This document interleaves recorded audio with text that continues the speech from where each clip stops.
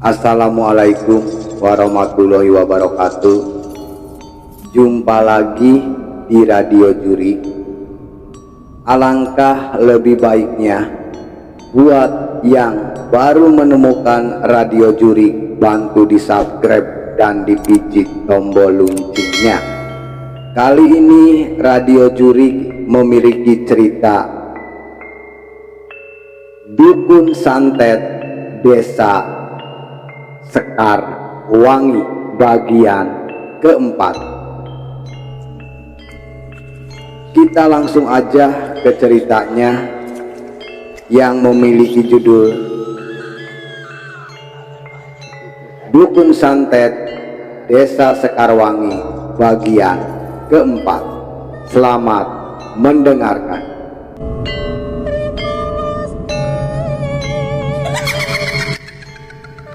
Singkat cerita, setelah selesai meminum kopinya, Gunawan pun segera ingin berpamitan untuk pergi, karena saat itu dia merasa penasaran akan rumah Mbah Karso yang sudah terpenuhi di situ.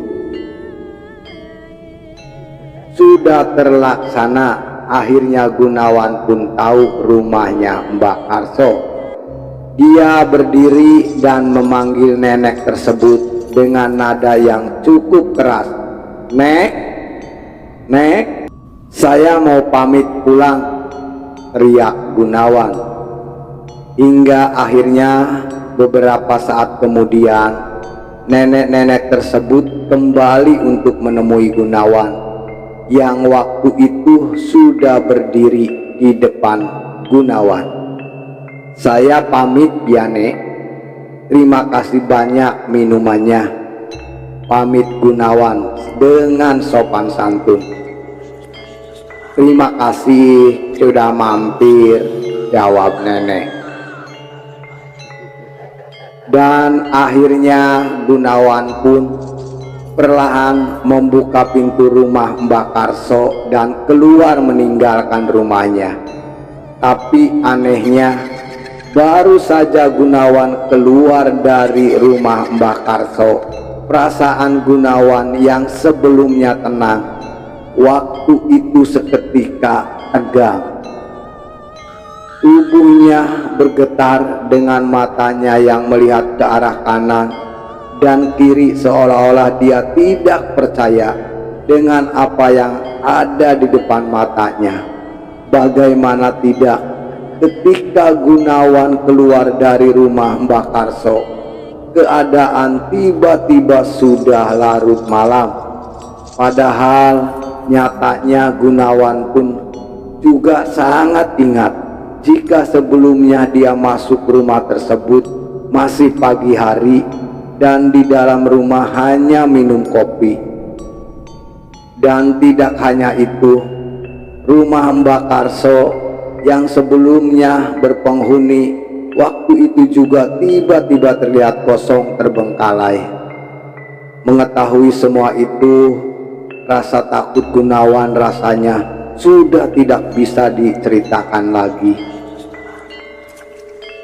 Dia lari terbirit-birit dengan sesekali menoleh kembali ke arah rumah Mbah Karso yang waktu itu nyatanya memang sama sekali tidak berpenghuni. Hingga akhirnya ketika Gunawan baru saja keluar dan menyalakan motornya, Gunawan tiba-tiba diberhentikan oleh Bapak Ganjar yang sepertinya Pak Ganjar mengetahui jika Gunawan telah masuk ke dalam rumah Mbak Karso. "Kamu dari mana?" ucap Pak Ganjar dengan raut wajah yang terlihat marah. Dan tanpa menjawab perkataan Pak Ganjar, Gunawan pun seketika pergi dengan tubuh yang masih gemetar karena merasa ketakutan. Sesampainya di rumah, Gunawan pun seketika masuk ke dalam kamar tidurnya dengan sama sekali tidak menjawab pertanyaan Lilik, istrinya, yang waktu itu terus bertanya, "Dari mana sajakah Bapak?" kata istrinya seharian. Dan di saat itulah bisa dikatakan malam terakhir Lilik melihat keadaan Gunawan baik-baik saja. Benar sekali, keesokan harinya bukannya beraktivitas seperti biasanya, Gunawan bisa dikatakan tiba-tiba diam 1000 bahasa. Dan tidak hanya itu, selain diam, dia sesekali melirik ke arah Lilik dengan senyuman yang cukup menakutkan.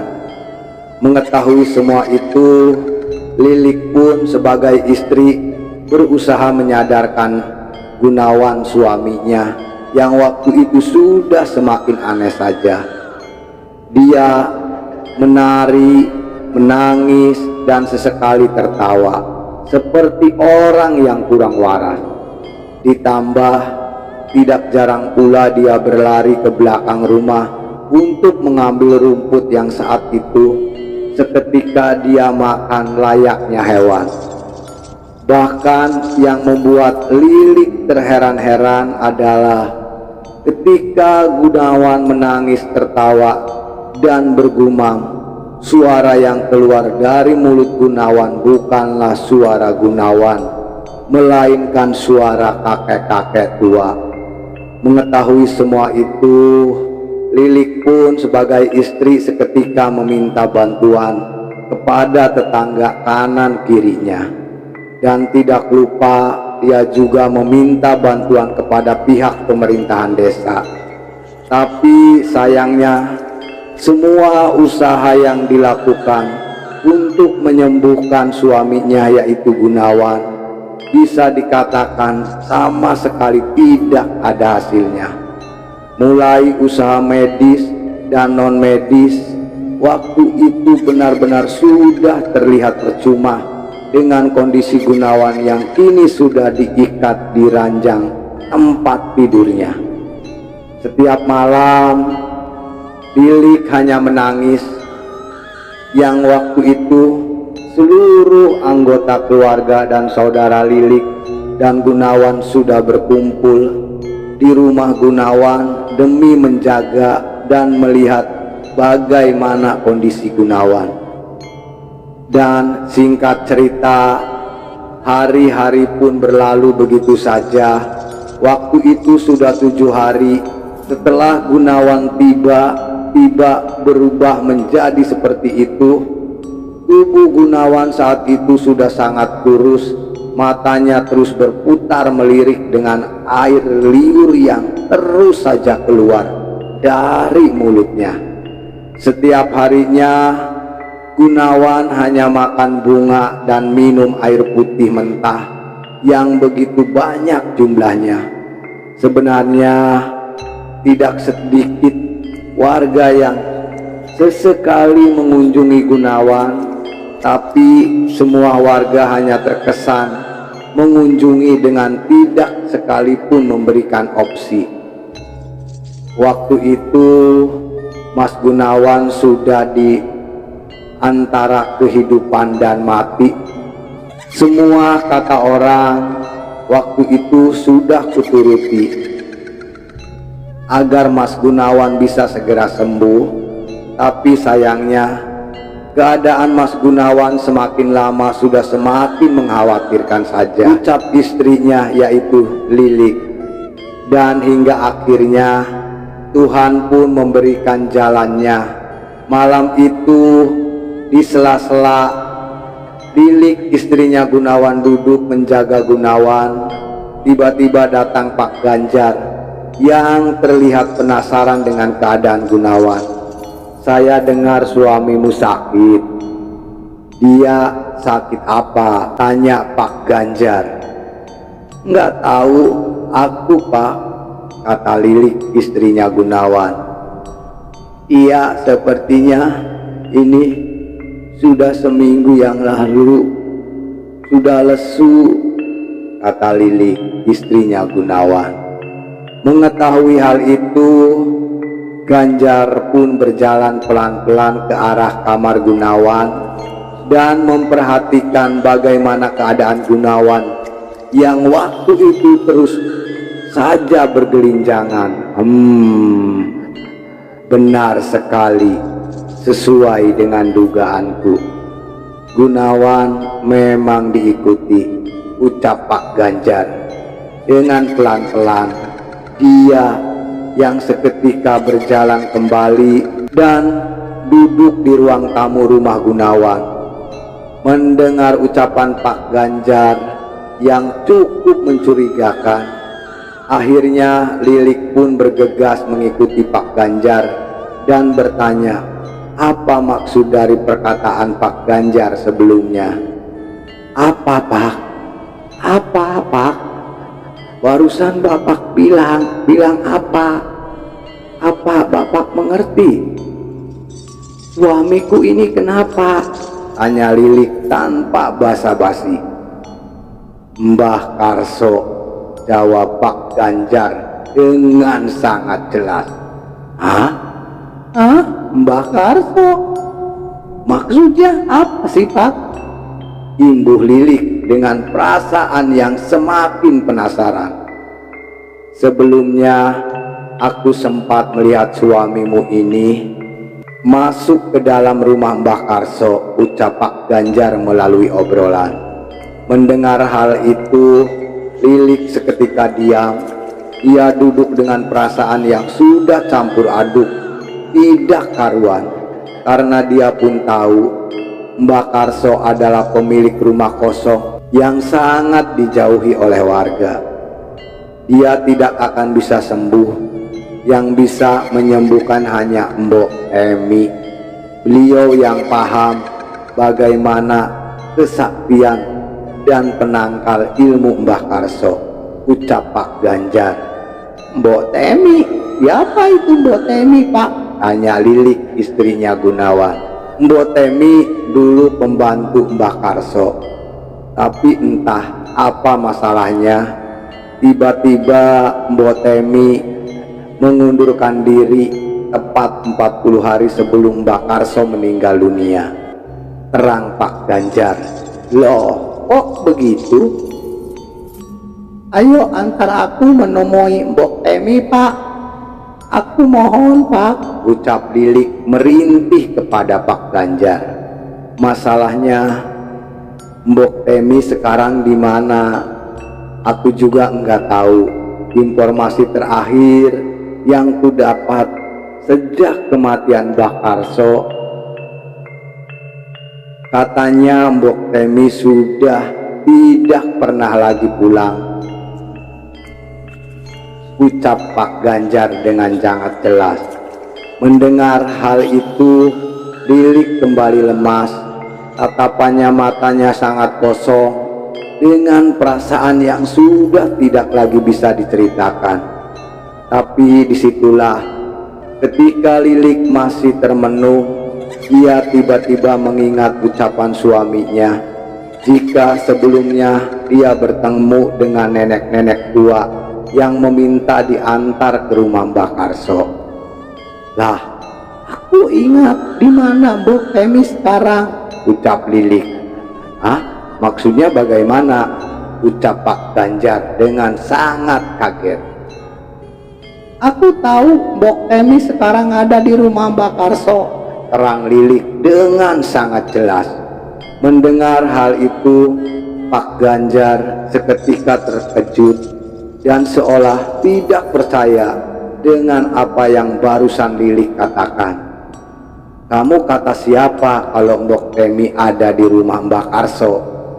Jika Mbok Temi ada di rumah Mbah Karso, ya sama saja kita tidak akan bisa berbuat apa-apa, karena perlu kamu tahu, jika kita masuk ke dalam rumah Mbah Karso, sudah samanya dengan kita bunuh diri, terang Pak Ganjar mengingatkan kepada Lilik.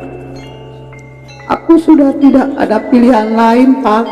Aku akan melakukan apapun agar suamiku sembuh, ucap Lilik dengan sangat keras. Dengan dia yang mulai mengeluarkan air matanya. Dan tanpa menjawab perkataan Lilik, Pak Ganjar pun seketika berjalan keluar dengan tidak lagi menghiraukan ucapan Lilik. Dan tidak butuh waktu lama, beberapa lama setelah Pak Ganjar pergi, Lilik pun berpamitan pergi kepada saudara sekaligus menitipkan Gunawan agar dia dijaga oleh saudara-saudaranya.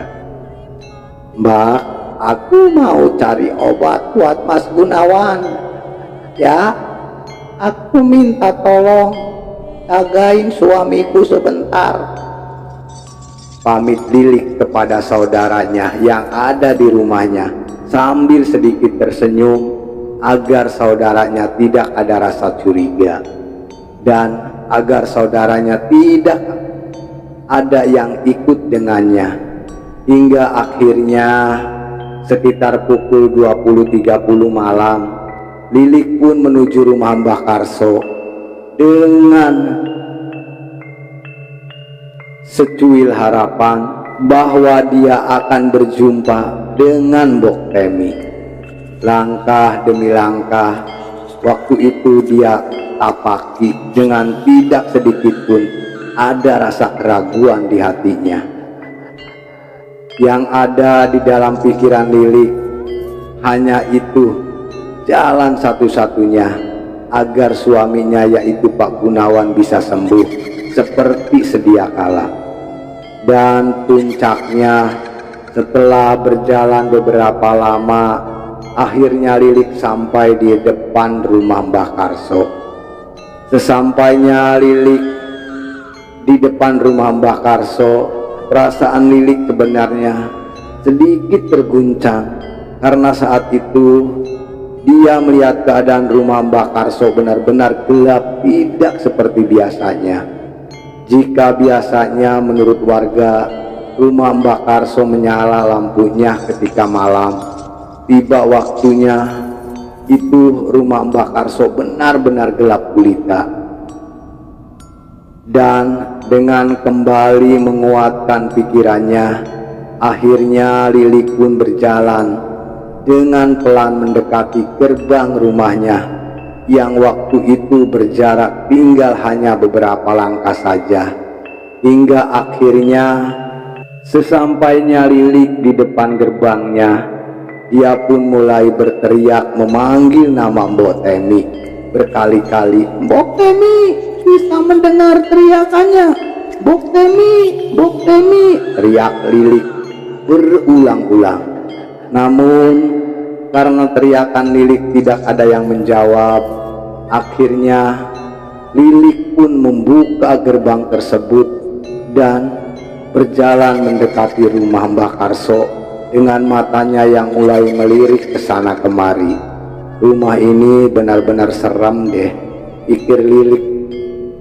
Di situ akhirnya Lilik pun berhenti dan berdiri di area halaman rumah Mbah Karso dengan terus berteriak memanggil Mbok Temi berkali-kali.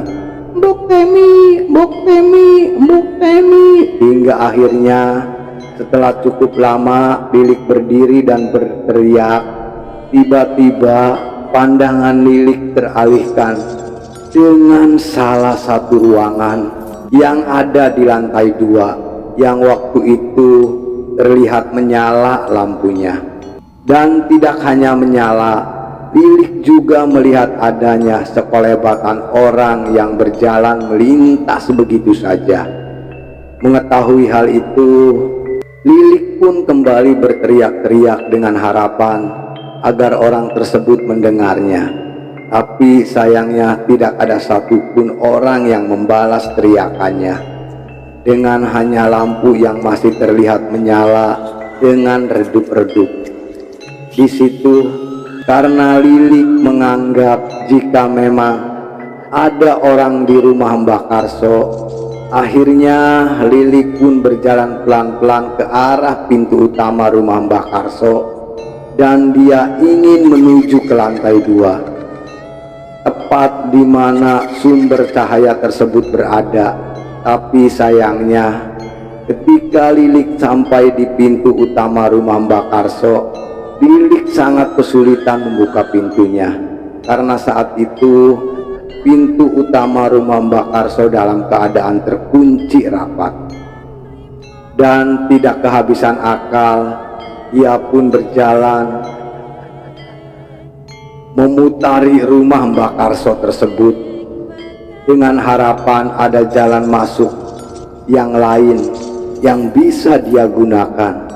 Hingga akhirnya setelah berputar-putar, Lilik melihat ada satu pintu belakang rumah yang terlihat sedikit terbuka. Dan dengan mulai menyalakan senter yang dari rumah sudah dibawa, Lilik pun perlahan mulai masuk ke dalam rumah Mbak Karso dengan kembali berteriak memanggil nama Mbok Temi. Assalamualaikum, Mbok Temi, Mbok Temi. Mbok Temi di sini kan? Aku mau minta tolong. Mbok Temi, tolong. Teriak Lilik berulang-ulang dengan dia yang sambil berjalan pelan-pelan mencari akses tangga menuju ke lantai 2. Malam itu rasanya sudah seperti berjalan di dalam rumah hantu. Bau rumahnya sangat pengap, ditambah sesekali terdengar suara langkah kaki, suara ketawa, hingga suara orang batuk. Itulah cerita Dukun Santet di Desa Sekarwangi bagian keempat. Ikutin terus bagian kelima, cerita Radio Jurik yang memiliki judul Dukun Santet di Desa Sekarwangi bagian kelima. Terima kasih buat teman Radio Jurik yang sudah mengikuti cerita Radio Jurik. Alangkah lebih baiknya sebelum meninggalkan Radio Jurik, bantu di subscribe dan dipijit tombol loncengnya agar bisa mengikuti cerita-cerita Radio Jurik yang lebih seram lagi. Ikutin terus bagian kelima cerita Radio Jurik yang memiliki judul Dukun Santet Desa Sekarwangi. Buat teman Radio Jurik, selamat beraktivitas dan tetap semangat.